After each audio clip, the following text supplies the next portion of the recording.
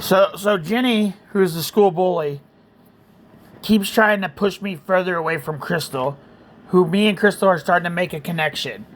We haven't really talked, but we're making a connection. If you want to know how the connection's going, you're going to have to go back and watch other pages of the story.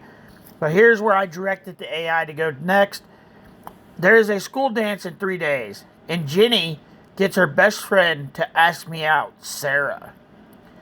But she tells her, make sure Crystal sees it. I tell her no, I got other plans. I look at Crystal and walk away. So it usually gives me like a little summary of what I just said before it gets into the story. It says, oh, that is cold from Jenny, and smart. She knows she can't control Crystal, but maybe she can humiliate you.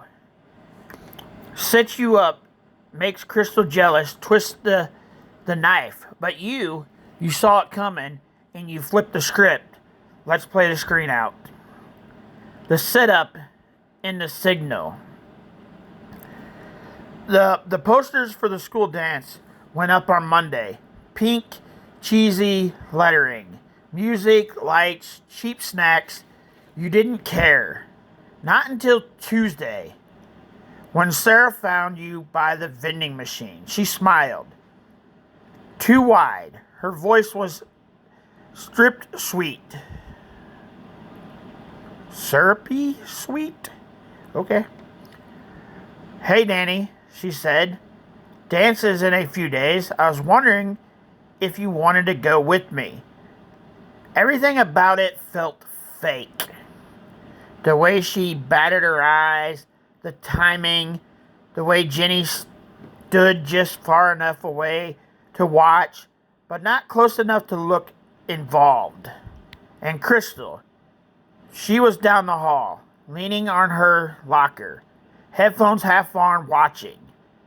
That's who the trap was for. They wanted her to see it, to see the smile, to see you say yes, to break her just a little. But you didn't. You looked in Sarah's eyes and calmly said, no. She blinked. Why not? We glanced down the hallway. Crystal, and then back to Sarah. I've got other plans. You turn and walk away, straight past Jenny's glare, straight towards the only person in the school who never asked you for anything. As you pass Crystal, you don't say a word, but you just saw everything. And for the first time, she smiled. Not big, not wide, but real. And that was better than any dance. Reflection. Sometimes strength means saying no to something almost good, so you can honor something quietly real.